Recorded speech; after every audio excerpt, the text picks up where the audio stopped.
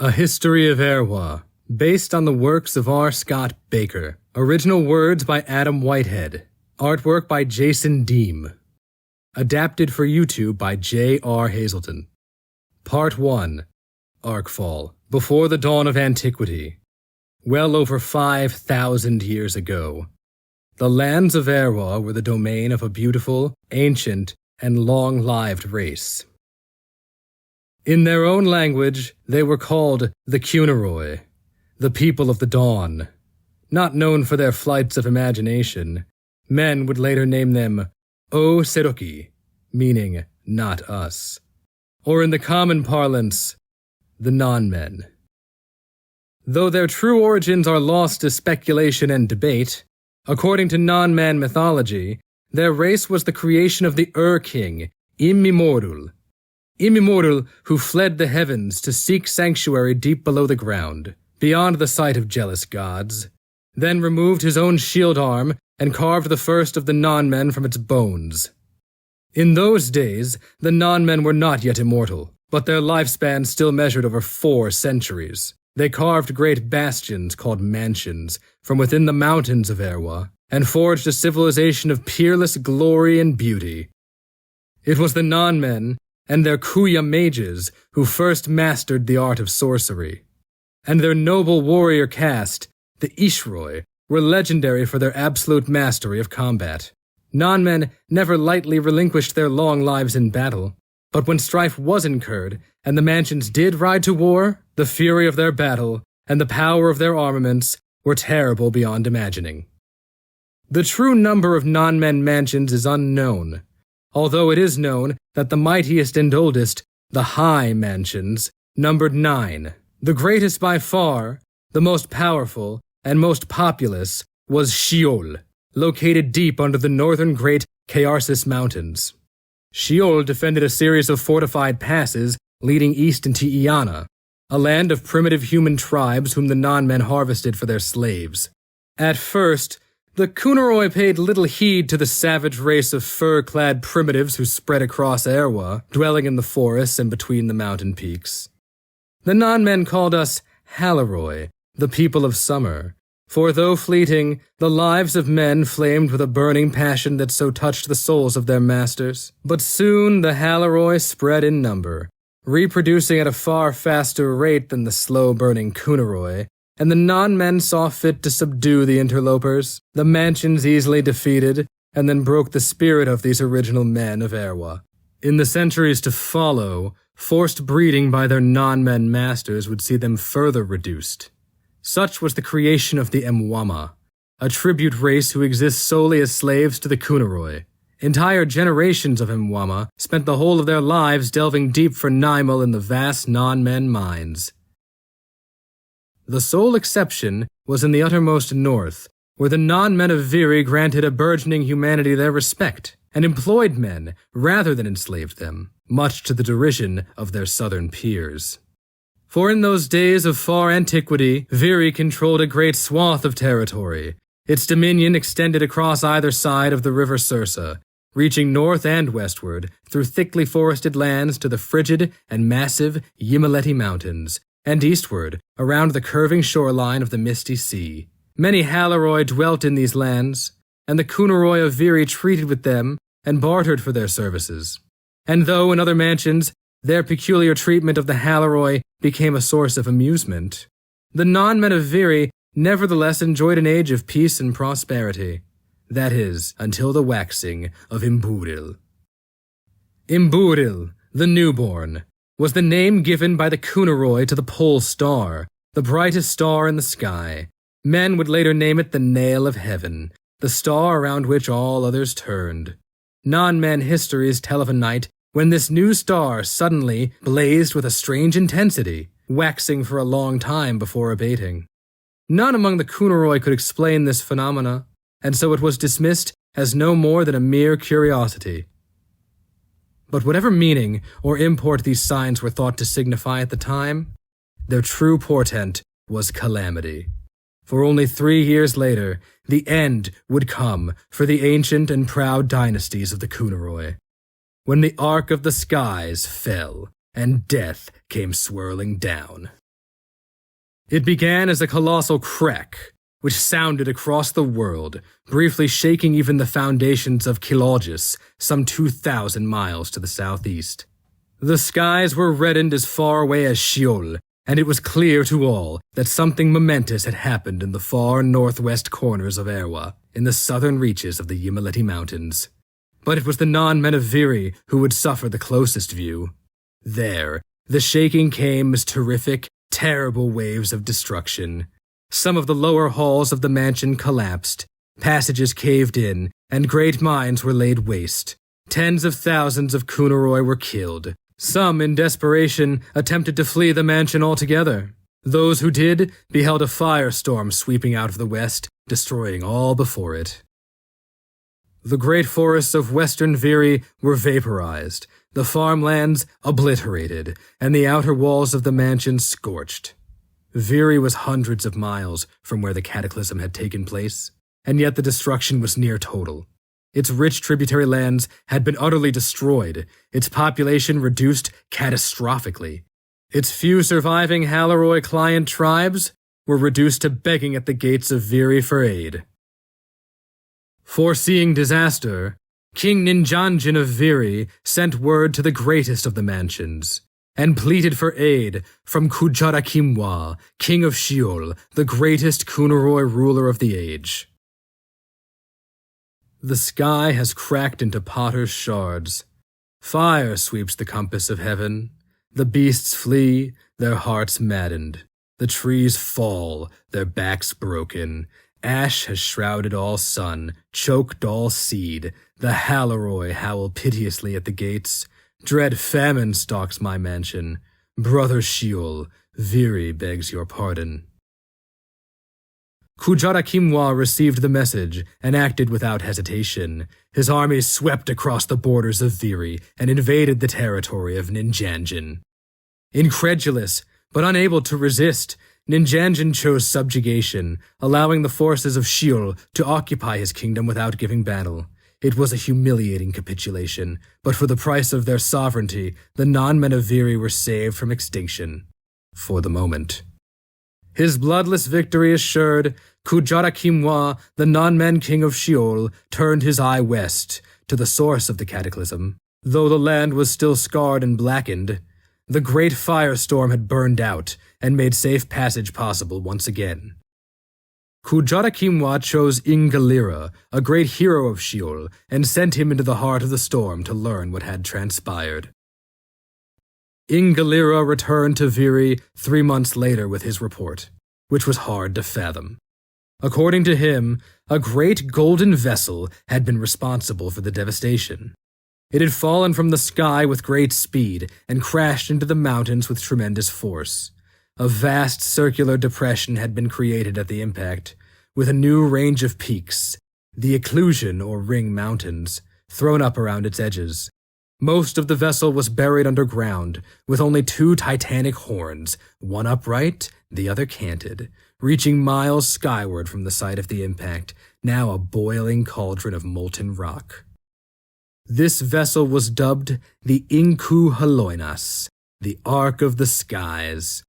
Ingalira attempted an exploration of the vessel, but its inhabitants, with their clam-shaped skull-like heads and hooked wings, were unpleasant to look upon and made strange noises devoid of meaning. For this reason, and for the fact that they came from the empty skies, they were dubbed the Inchoroi, the people of emptiness. Ingalira brought 2 of these creatures back with him, but Kujarakimwa was so revolted by their appearance that he ordered them slain on the spot. History may have been better served had the Inchoroi marched on the Ark immediately, but Kujarakimwa had already seen a greater opportunity afforded by the Arkfall. His forces bolstered by the survivors of Viri, he chose instead to make war. His armies marched on the Nonmen mansions of Kilogis and Nirimsul and subdued both in battle. Sinniroha, king of Nirimsul, the ancient rival of Sheol, was forced to wash Kujarakimwa's sword as a sign of supplication. Kujarakimwa became the High King of 4 mansions, his reach extending across the length and breadth of Eärwa. The might of Sheol was uncontested. By the time the skies above the Inchoroi had cleared and the lands cooled, western Viri had been reduced to a wasteland. In its place, what was now called Aegon Guria, or the Field Appalling, stretches from the edges of the Ring Mountains to the river Sursa, under the very walls of Viri. Nothing could grow there, and nothing could live there. Not even footsteps would make a mark on the dead ground. Viri's might had been exhausted, even before its conquest by Sheol.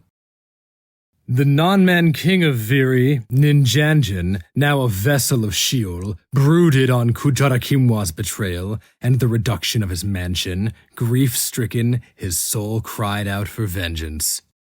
A watch had been placed on the Inchoroi, which ringed the Ark with sentries and forts.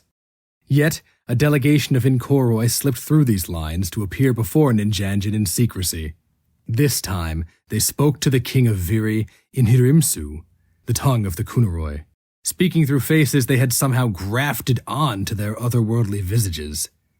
The Inchoroi claimed that the descent of their vessel and the subsequent devastation of Viri was beyond their control, the result of a tragic calamity. They regretted the cataclysm and offered amends. The Inchoroi would make an alliance with Viri, stand with them against Sheol, and give Ninjanjin the power to avenge Kujarakimwa's treachery. Against the warnings of many of his Inchoroi retainers, the counsel of his Kuya advisors, and despite his own misgivings, Ninjanjin agreed. Viri revolted. The Sheolin occupation forces were slaughtered or enslaved. The Inchoroi swarmed from the Ark under the command of their king, Sil, and overthrew the Watch in what would be known as the First Battle of the Ark. Only the two great twin heroes of Sheol, Oirinis and Oirunis, survived to relate the news of the peril to Kujarakimwa. The High King gathered his armies and marched northwest to meet the threat on the field of Pir Bahol, southwest of the Neliost Sea. Meanwhile, Ninjanjin assembled the might of Viri to await them. However, when the Inchoroi host arrived, the Inchoroi of Viri became disturbed. Seeing that the Inchoroi wore festering Nonmen corpses as their garments of war, their obscene appearance offended the Kunaroi of Viri, and so the Virin warrior Gin Gurima confronted Ninjanjin. And when the Inchoroi understood that their king's desire for vengeance had overthrown his reason, he cried out to his comrades, "Hate has blinded him!" Soon, the whole host of Viri took up the cry. They refused to fight alongside the Inchoroi. The Inchoroi, fearing that the Nonmen of Viri might join Kujarakimwa, attacked first, hoping to destroy their former allies before the might of Sheol could take the field. The subsequent battle was hard fought. The Kunaroi's valor, skill at arms, and sorcery proved a match for the Inchoroi's strange weapons of light, which sized through the Nonmen ranks with abandon. Still, the Inchoroi would likely have overcome the Nonmen of Viri had not the armies of Sheol soon arrived. Finding his once vassals beleaguered, the mighty king of Sheol, Kujarakimwa, led his forces into the fray. The battle lasted a day and a night. The armies of Sheol were tested by the Inchoroi's weapons, but triumphed. Kujarakimwa himself faced and defeated Sheol, slaying him where he stood before seizing his weapon, Shurgoyle, Shining Death, which in a later age men would call the Heron Spear. The Inchoroi broke and ran, fleeing back to the Inchoroi. The Kunaroi followed, planning to destroy them once and for all, but word came of disasters in distant corners of the Sheolin Empire. Kilogis and Narimsul had revolted and broken free of the yoke of Sheol. Believing the Inchoroi broken and finished, Kujarakimwa ordered Oirinis and Oirunis to return to the Ark and set a renewed watch on it. Kujarakimwa then took the bulk of his forces back east to retake the rebellious mansions.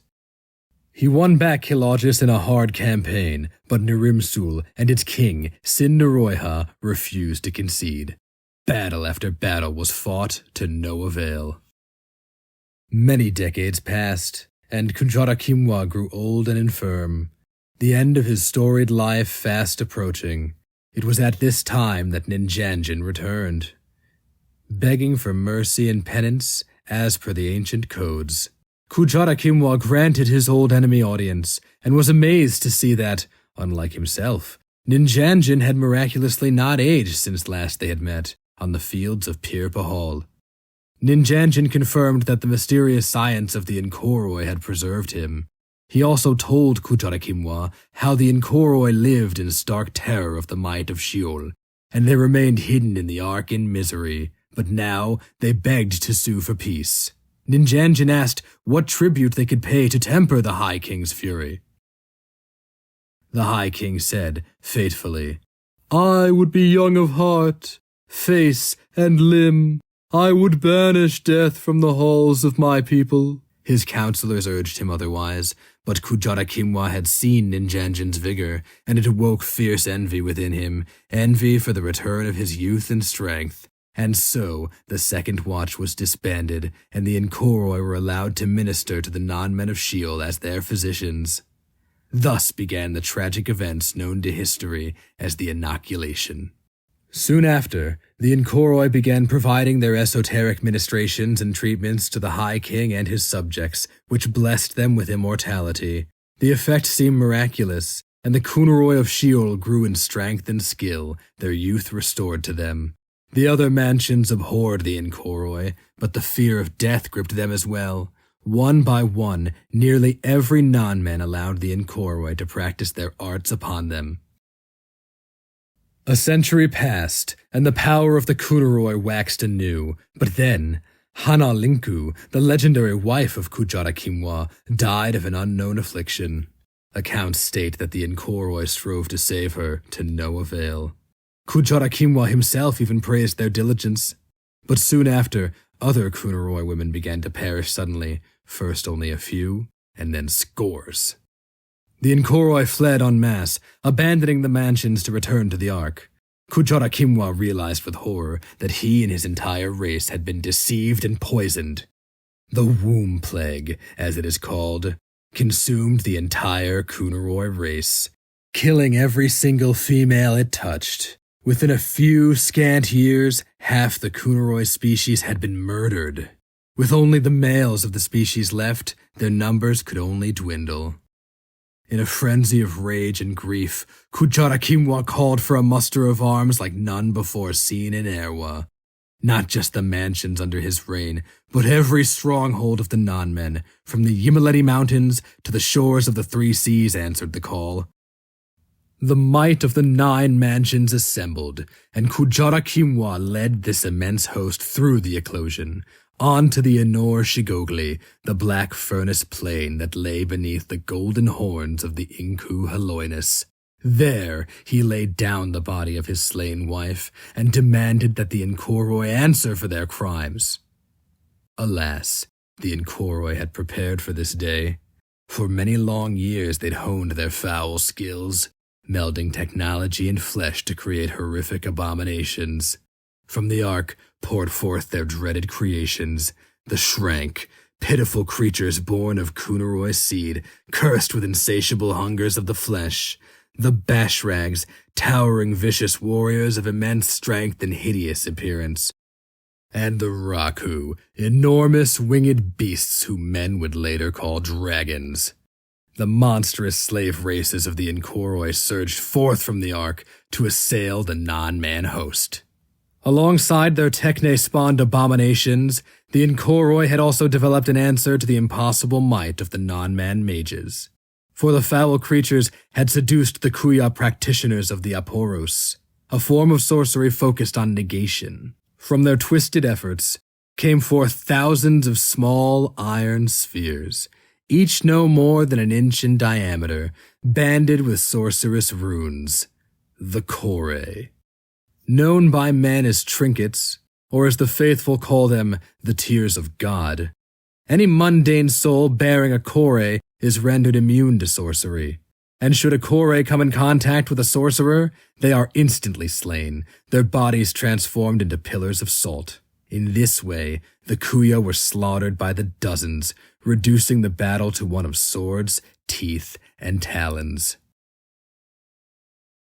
Still, the Kunaroi may have carried the day. For their numbers were immense, 30,000 at the very least.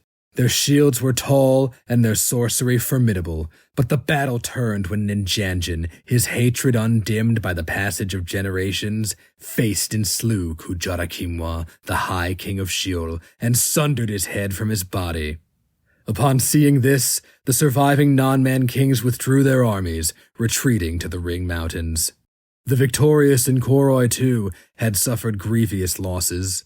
The Black Furnace Plain was covered in the bodies of their dead, and so they chose not to pursue their foes.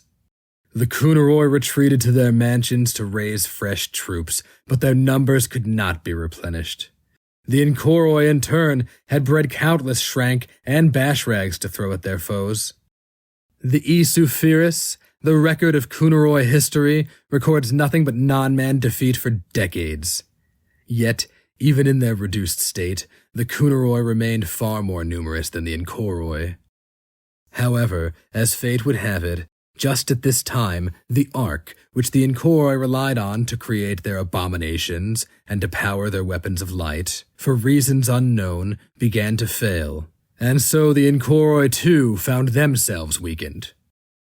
Finally, nearly 5 centuries after their defeat at the Black Furnace Plain, the mansions united under a new leader, Nilgikis, king of Ishoriol, and the Inchoroi were driven back into the Ark.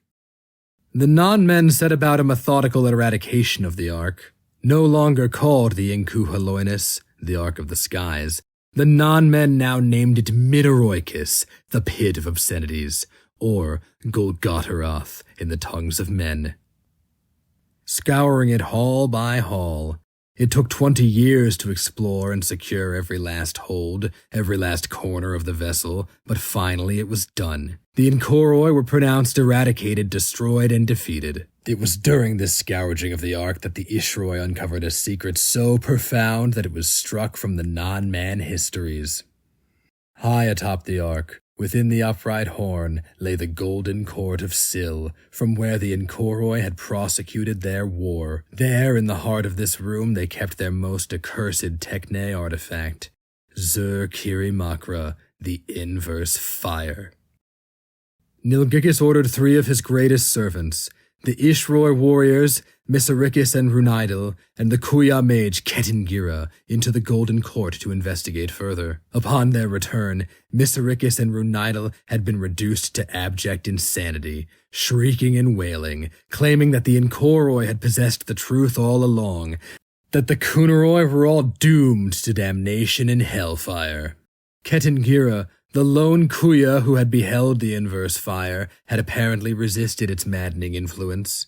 He advised his king to execute the wretches immediately, for their souls had been irreversibly corrupted by the Techne. Nilgikis concurred, and the 2 Ishroi died raving. Though they labored in vain for days, neither Ishroi arms nor Kuya sorceries could bring down the Ark. So, Nilgikis ordered Emilitis, the legendary Kuya artificer, to seal the vessel from the outside world. Emilitis crafted his greatest achievement, the barricades, vast sorcerous wards that would hide Minoroikis from the world, rendering it impenetrable, its accursed secrets buried once and for all. After centuries of strife, the Kunaroi had finally achieved their victory, but at catastrophic costs. Millions of their race had been lost. Every last Kunaroi woman had been killed, and with them the future of their kind. There was no way to restore their race, no hope to save it. Though ageless, the Kunaroi were not invulnerable, and the simple passage of time would exact a terrible toll on their souls. An entire race beginning a glacial descent into dishonor and madness.